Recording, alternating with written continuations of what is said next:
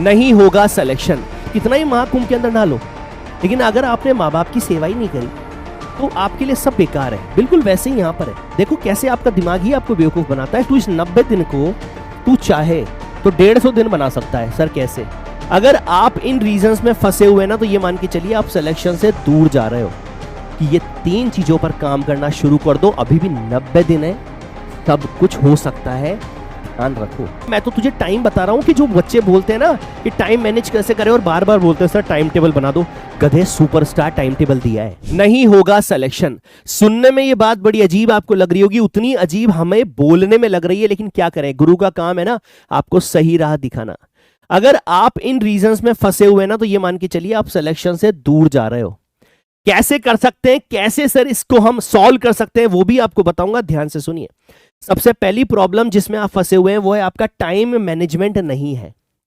आप जैसे ही क्लास लेते हैं आपका माइंड आपको बोल देता है कि यार क्लास ले ली 6-7 घंटे की, ये लो भैया आप रिलैक्स करते हैं। आपका टाइम 24 घंटे का टाइम आपका कैसे चला जाता है आपको खुद को ये बात पता नहीं चलती। मेरे से एग्री अगर करोगे ना आप इन बातों को लेकर, मुझे कमेंट में जरूर बताना, और सॉल्यूशन अगर मैं दे रहा हूं तो मुझे डेफिनेटली बताना कि sir yes sir, yes sir we do yes.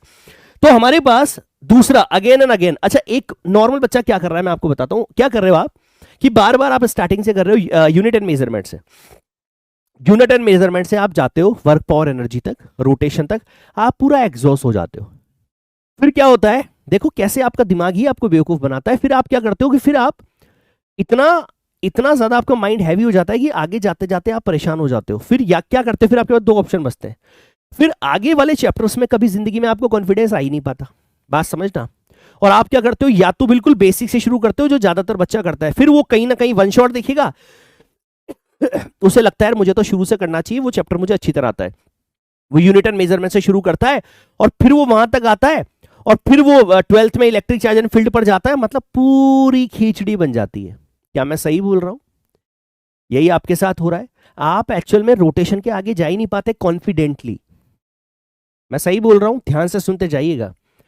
क्या ये प्रॉब्लम में आप हैं? हाँ सर इस प्रॉब्लम में हम हैं, बिल्कुल आगे आइए। सर मैं डीपीपी करता हूं, मैं टेस्ट देता हूं सर, मैं 4 क्वेश्चन देता हूं, मुझे नहीं आता तो मैं घबरा जाता हूं सर, मैं ओएमआर शीट से तो कर ही नहीं रहा सर, मैं तो ऐसे रफ कॉपी में लिखता हूं। नहीं होगा, नहीं होगा। घंटे तेरे पास 3 ही है, ध्यान रखना। और इस बार 180 क्वेश्चन आएंगे। इस बार ऑप्शन तेरे पास ऑप्शनल वाला पॉइंट भी नहीं है। फिजिक्स में 45 क्वेश्चन आएंगे, 45 ही करने हैं, ठीक है सर। तो ये भी, अब अगर तू इन ये अभी फंसा हुआ है ना इनके अंदर, तो बेटा ये याद रख कि तू सिलेक्शन से अभी बहुत दूर है।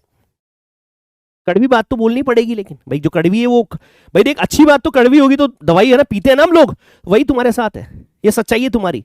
नहीं होगा ऐसे, बड़ा दुख के साथ बोलना पड़ रहा है, ऐसे नहीं होगा ये अगर तुम हो तो। सर क्या करें सर, सर कुछ हो सकता है क्या?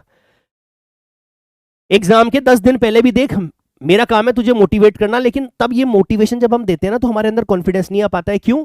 क्योंकि तब टाइम नहीं बचता तेरे पास। क्या करें सर, इधर देख, अब तेरे पास बचे मात्र, मैं काउंट कर रहा हूं 1 फरवरी से लेके फरवरी, मार्च और अप्रैल, मैं अप्रैल तक काउंट कर रहा हूं भाई साहब। 3 महीने बचते हैं, 3 महीने में 90 दिन बच रहे हैं, ठीक है। अब 90 दिन के हिसाब से मैं बात कर रहा हूं कि तू इस 90 दिन को तू चाहे तो 150 दिन बना सकता है। सर कैसे? मेरी बात सुनना, 90 दिन को तू 150 दिन बना सकता है, वो तेरे पे डिपेंड करता है। 90 दिन को 200 दिन में तू बना सकता है। कैसे सर? सॉल्यूशन दे रहा हूं, ध्यान से सुनना, नोट कर लेना, सेव कर लेना, कमेंट जरूर करना अगर फॉलो करता है तो इस चीज को, ठीक।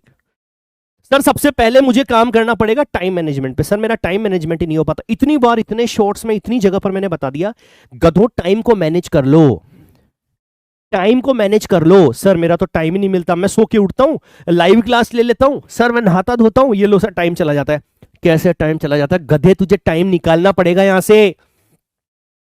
तेरे पास भी 24 घंटे हैं, टॉपर के पास भी 24 घंटे होंगे, ध्यान रखना।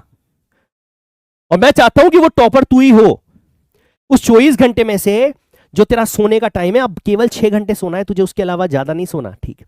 4 घंटे तेरे रेस्ट के, रेस्ट में से तू टाइम कम कर सकता है, चाहे तो तू 3 घंटे रेस्ट कर, ठीक। 6 घंटे तेरे लाइव क्लास के ले 16 घंटे होते हैं। 16 के बाद अब इसमें तू जितना इधर से काट सकता है उधर एडजस्ट कर सकता है, बैलेंस कर लेना।